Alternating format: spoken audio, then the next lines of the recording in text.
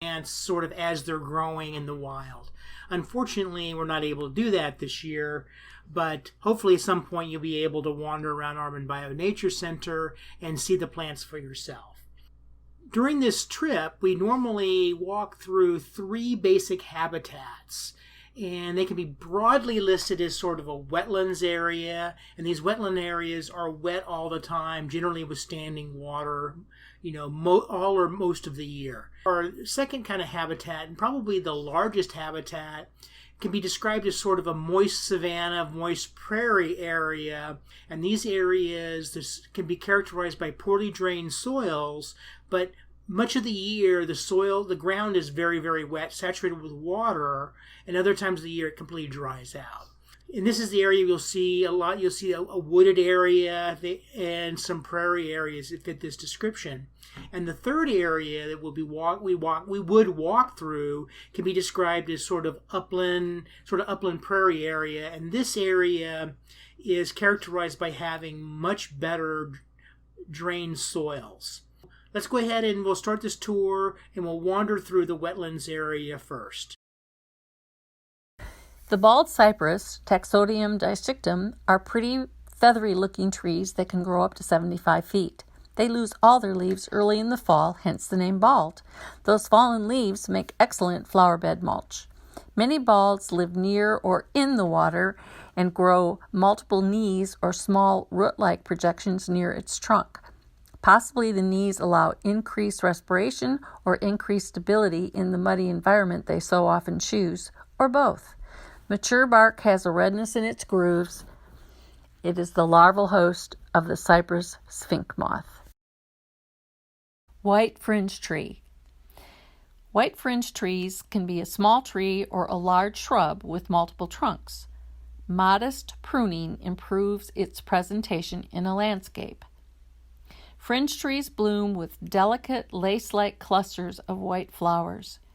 It likes to hover on wood edges, but can be a landscape tree as well. The female produces dark blue fruits that attract pileated woodpeckers. Buttonbush is a deciduous shrub or small tree that usually grows under 10 feet, but can reach heights of 45 feet. This shrub can grow a foot underwater or in moist soil. In early summer, it has a flower display of white 1 to 2 inch globes that produce a honey odor. The more sun it gets, the more flowers it produces. Buttonbush is a bee and butterfly magnet. In the fall, the seed balls feed 25 species of birds as well, including ducks. Strawberry bush is a deciduous shrub that grows up to 6 feet tall. It does well in shade or partial shade as an understory plant. It has green branches and produces red blooms that turn white in spring. In summer, the fruit turns red and splits open to expose red seeds, providing food for birds. The leaves turn red in the fall. Strawberry bush can tolerate poor drainage.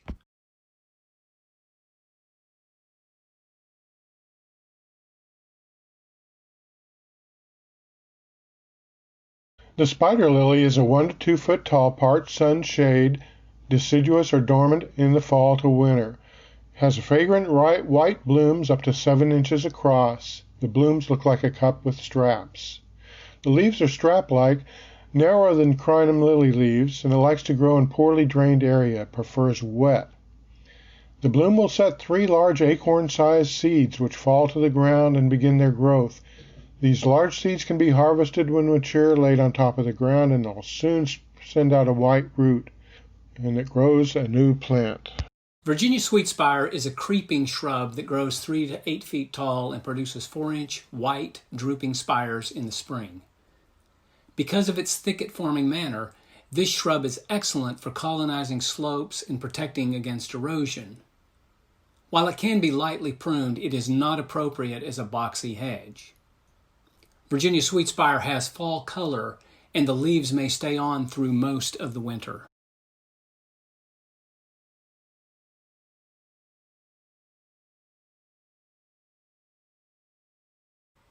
Cherokee sedge grows in clumps 1 to 2 feet tall and 1 foot wide.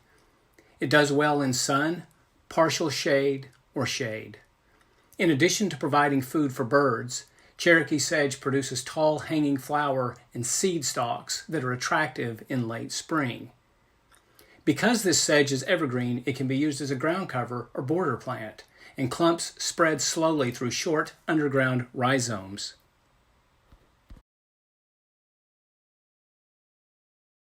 Dwarf palmetto is a slow-growing shrub that produces pale green or bluish fan-like leaves atop spineless stems, arising from an underground trunk. The leaf blades can grow up to 4 feet wide, and while dwarf palmettos typically grow only 5 to 6 feet tall, they can reach heights of 10 feet. White blooms are followed by black fruit about half an inch wide in long clusters. The plant forms a more visible trunk when grown in standing water. Carolina jessamine is a 10 to 20 foot long vine that, like sun to part sun, it's perennial. It has yellow trumpet flowers with spicy fragrance. They start blooming in late January and last into March. It's evergreen ground cover or vine with glossy leaves. It usually grows in sandy loam but does very well in urban black clay. The vine climbs by twining. All parts are... Now we're moving through the moist savannas and prairies area, characterized by the poorly drained soils. The wood fern is a 1 to 3 foot part shade deciduous fern with arching fronds of tapered light green leaves. The tip leaves are much smaller and closer together. This fern can take some sun, will go dormant without water, but will green up again with moisture. It spreads by rhizomes. The leaves are wider at the base. Cut off dead fronds in early spring.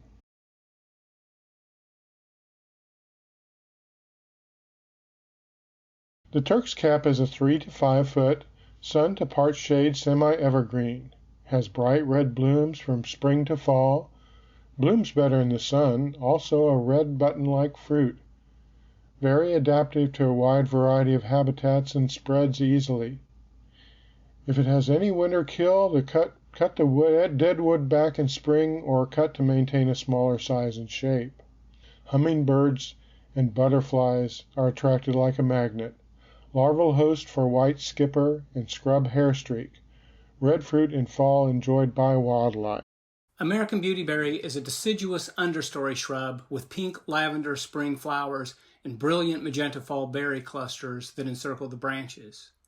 Branches can be cut back after fruiting if desired. Be aware that Japanese varieties are also available, so be certain to look for C. americana on the label so that you get the native variety. Berries can be made into wine or jelly, but this plant is also a favorite of birds. Fall obedient plant is a 2 to 4 foot, sun to part sun perennial. It has pink or purple blooms in August through October on tall spikes. The blossoms last a long time, and the flowers can be moved and will stay obediently where they're placed. They will spread aggressively, but they can be used as a tall ground cover, and they're easy to dig new plants in spring if you want to contain them. They attract nectarine, hummingbirds, and butterflies. Yellow Indian grass can be found in tall grass prairies, and as such, grows 3 to 8 feet in height. This perennial grass has broad blue-green blades and blooms in the fall with deep yellow flowers and red rust awns. It prefers sun or partial shade and is drought tolerant. Yellow Indian grass can be divided at the roots when dormant or started from seed. In a garden setting, it will self-seed. This bird-friendly grass is also a larval host for the black and white skipper butterfly. Yaupon holly, Ilex vomitoria. This is a 12 to 25 foot shrub with multi-trunks that, if left unpruned, forms thickets. Small, shiny, evergreen leaves stay on the plant along with the red berries all winter. This beautiful contrast of shiny evergreen leaves and red berries make it a popular holiday decoration. Males bloom but don't bear berries. The species name vomitoria indicates its medicinal use. The berries are eaten by 7+ species of birds and it is the only Texas plant with caffeine. Gulf muley is a perennial grass that grows 1.5 to 3 feet tall. It prefers sun or partial shade and blooms in the fall with airy seed heads that go from lavender to pink. As such, Gulf muley is one of the most dramatic and attractive native grasses. It also grows well with other grasses and likes moist or even poorly drained soil. It can be cut back to 6 inches in February. Gulf muley is a bird-friendly grass. Wax myrtle. This multi-trunked tree/shrub grows to 12 feet. It has a willowy, spicy scent to the leaves. In years past, people boiled the berries and skimmed off the wax to make candles and soap, and the bark and leaves were used for medicinal purposes.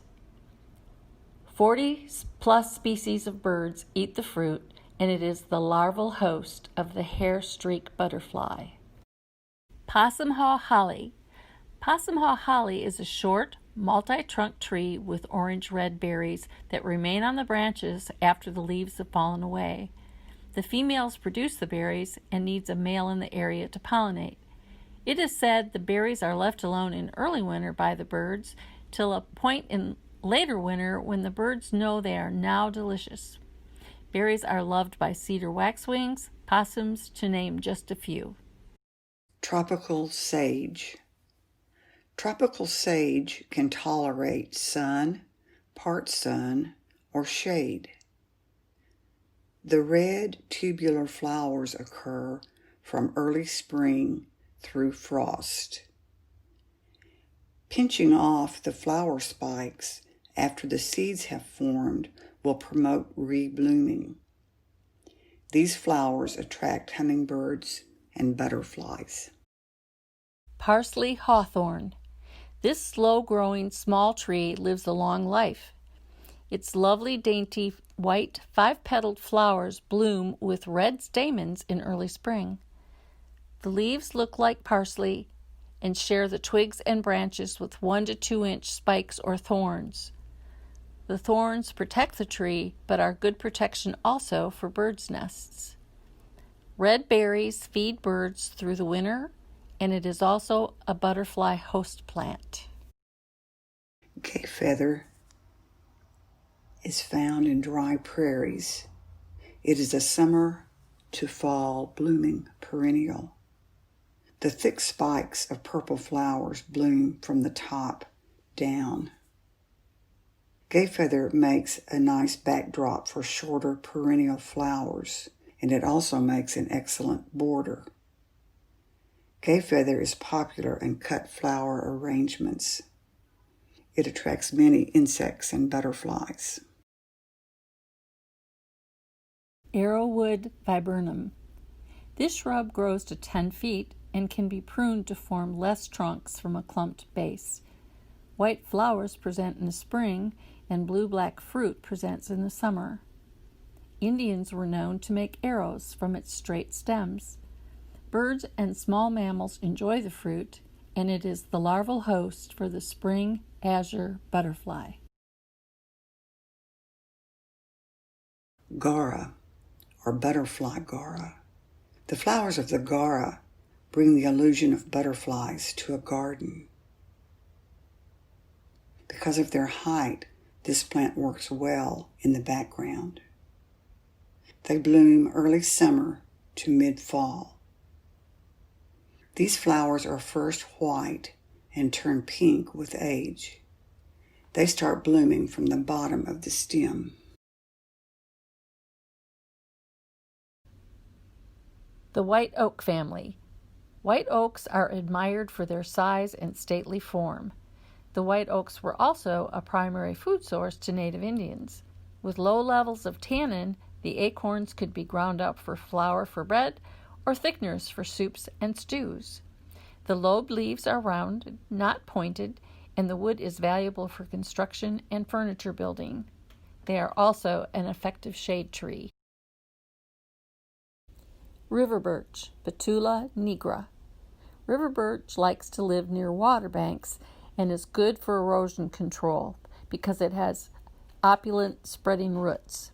It is a deciduous tree, usually around 50 but up to 90 feet, and it is known for its peeling, paper-thin bark. Campers and hunters know that its bark will kindle a fire, wet or dry. The branches fork often, and the twigs stick out every which way. Many kinds of birds consume the spring seeds. Blue mist flower. Blue mist flower grows to be 1 to 3 feet tall. It can be seen blooming from late summer to fall. Its tiny blue lavender puffs of blossoms attract many nectaring insects and butterflies. Blue mist flower can spread quickly by rhizome and seed, forming dense clumps. To control reseeding plants, cut back after blooming. Drummond red maple, Acer rubrum variation Drummondii, is a beautiful, fast-growing deciduous tree that attains 90 feet with good conditions. In the spring, it produces pairs of winged, flattened keys that are about an inch long. Red is to be found on the tree year-long with buds, leaves, twigs, and a beautiful fall display prior to the leaves falling to the ground. Bark is smooth when young. Maplewood is prized for its furniture, woodenware, and handles. Many animals eat the seeds, and maples are larval hosts for mourning cloak and swallowtail butterflies. Willow oak, Quercus phylos. Willow oaks are tall, short-lived oaks that prefer to be waterside and can withstand extended flooding. It is losing its popularity as a shade tree because it is short-lived and doesn't thrive in dry conditions. It is recognized by its long, slender leaves with no lobes. It's also recognized because its bark exhibits horizontal stripes of light and dark lichen.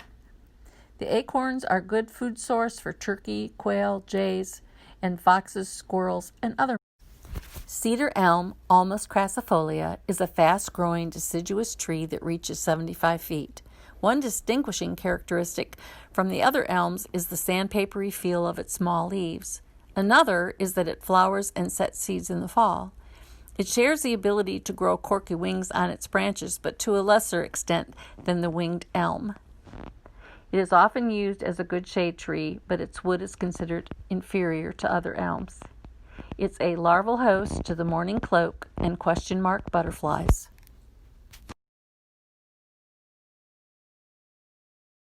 Inland sea oats grows 2 to 4 feet tall and is a rare shade-tolerant native grass. It is easily recognizable for its lovely, drooping, wheat-like seed heads, visible from midsummer to October. It makes a good ground cover or understory plant that can be cut back in February. Be aware that its seeds are very fertile and spread aggressively. The seeds are beneficial for wildlife, and this perennial grass is a larval host for skippers. The seed stalks also make impressive flower arrangements. Now we're moving into the upland area that has better drained soils. Coral berries are a low-growing spreading shrub about 1.5 to 3 feet tall. They like part shade to shade, deciduous, and they have berries that grow December through May from tiny green flowers. The leaves are opposite on long stems which can root where they touch the ground and will form colonies. To contain, trim the long runners. Birds and small mammals use coral berries for nesting and winter food. Liquid amber Styraciflua, or American sweet gum, is a very tall, large tree, can grow up to 150 feet. Its leaves are 5-fingered palmate and wider than they are long and provide great shade. Sweet gum has a medical history as well as being a popular chewing gum years ago. It was used to treat diarrhea and for healing wounds, coughs, and scaly skin diseases. The fall foliage is bright red or maroon or yellow, and its 1 to 2 inch spiky seed balls are painful if stepped on. However, squirrels and 25 plus species of birds have figured out how to eat the seeds within. Mexican plum. The Mexican plum is a small understory tree that blooms early in the spring with rich, dense white flowers that fade to pink. The early flowering results in swarms of hungry bees and butterflies looking for their spring nectar. References state that the tree actually hums in the spring when the bees are in pursuit. The purple plums are edible by birds and small mammals, and people can eat them raw too, but it is recommended that they be made into jelly. Eastern redbuds. This lovely 30-foot tall, single trunk, understory tree tells us it is spring every year. The trunk and branches become covered with bright pink to purple flowers before the leaves appear. The heart-shaped leaves turn yellow in the fall. Red buds occur naturally in wood edges with morning sun. The seeds are food for birds. The flowers are used by hummingbirds for nectar, and honeybees and native bees distribute its pollen. Barbados cherry is a semi-evergreen shrub that grows 4 to 9 feet. Pink blossoms and fruit appear in the spring and again in the fall. The fruit is a small red cherry that quickly disappears, as this is a favorite with birds. Barbados cherry is host for skippers and Cassius blue butterflies. The plant can tolerate partial shade or full sun.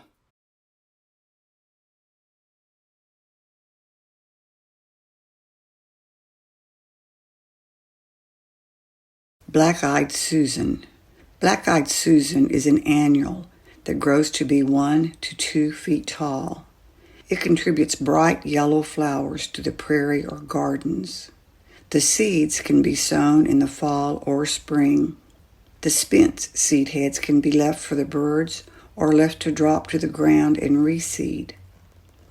The black-eyed Susan is the larval host of the bordered patch butterfly. Green milkweed. The green milkweed is the host plant for the monarch family of butterflies. The milky sap of this plant can be very sticky and irritating to the skin. It is poisonous to insects other than the monarch. The light green bloom head contains many blossoms. It prefers full sun and can be difficult to establish. The seed pods of the milkweed split open, releasing the seeds to be transported through the air. Wine cup. Wine cups like sun to part shade. Their flower contains 5 wine-colored petals, forming cup-shaped flowers with a white throat. They bloom in spring and go dormant in the heat of summer. They are the larval host for the gray hairstreak butterfly. Little bluestem prefers sun to partial sun and grows in columnar clumps, 2 to 5 feet tall. This perennial grass has bluish stems that turn to copper leaves in the fall and is notable for its white, fluffy, tufted seed heads that resemble a horse's tail. It grows well in unenriched soil, sand, loam, or clay, and needs good drainage. It is a drought-tolerant grass that can be cut back in the fall. Little bluestem is a larval host for many skippers. Sidotes grama is a perennial grass that grows 1 to 3 feet tall in erect, wiry clumps. It prefers sun or partial sun. Purplish, oat-like spikelets uniformly line one side of the stem, bleaching to a tan color in the fall. This medium-tall grass mixes well in plantings with spring wildflowers because it stays short throughout the spring. It is also host for green, sheep, and dotted skipper butterflies, and birds love the ripe seeds. Sidotes grama is also the state grass of Texas. Coral honeysuckle is a high-climbing, sun or part-shade perennial. Coral tubular flowers with yellow stamens. Has a long blooming period and likes sun in the morning and shade in the afternoon, but it can take sun all day if the roots are well shaded. It attracts birds, hummingbirds in spring, summer, and fall, and other birds such as quail, purple finch, goldfinch, hermit thrush, and robins like the bright red berries in fall. Its host plant is spring azure butterfly, snowberry clear-winged moth. The passion flower vine is a 6 to 25 foot long vine. It's semi-evergreen, dormant in winter. It likes sun to part sun and has intricate purple flowers with numerous wavy petals from May through August. The native has 3 lobes on the leaves. It grows easily in sand, loam, and clay and can tolerate light saline. It can be aggressive, so cut back unwanted suckers. Starts fresh growth every year. If yours has leaves with 5 lobes, it's from Asia. It's non-native. Sanguine purple coneflower. This perennial's leaves occur mostly at the base. The flower blooms on a tall, leafless stalk. It has rose to purple-colored drooping petals on raised brown disc flowers. It prefers sun to part shade. Indian blanket, sometimes called firewheel. This beautiful flower, with its bright red ray flowers and yellow outer ring, loves the sun. It blooms from April to frost. It is an annual but reseeds prolifically. To prolong blooming, deadhead in water during the summer. It likes good drainage. There's a group of exotic invasive species that we want people to be familiar with and understand kind of what they are and recognize them so that you would try to avoid putting them in your landscape. So we're going to move on and we're going to talk about 5 invasive species. Chinese privet has escaped cultivation and forms thickets. It thrives in all types of soil and can be identified by small oval leaves opposite each other on long arching branches, with clusters of white flowers. A native alternative could be wax myrtle. The Chinese tallow causes large-scale ecosystem modification by replacing native vegetation, thereby reducing diversity with a negative effect on wildlife. It invades wet prairies and vacant lots, and is virtually impossible to eliminate. It can begin producing seed in as little as 3 years. Japanese honeysuckle literally smothers the competition by forming dense mats that can cover trees, shading out the plants below. As a woody vine, it can girdle a small sapling. It flowers from April to July, and the birds carry the black seeds far and wide. Choose our native coral honeysuckle as the alternative. Japanese privet, glossy privet, or ligustrum has escaped cultivation as a sheared hedge and become an invader of vacant lots and fence rows. It can grow to 20 feet, and the leaves are smooth, leathery, and larger than the Chinese privet. It forms dense thickets by root sprouts as well as birds distributing the seeds. Choose our native cherry laurel or yaupon as an alternative. In the 1850s, trifoliate orange was introduced from China, possibly as a thorny hedge to confine livestock.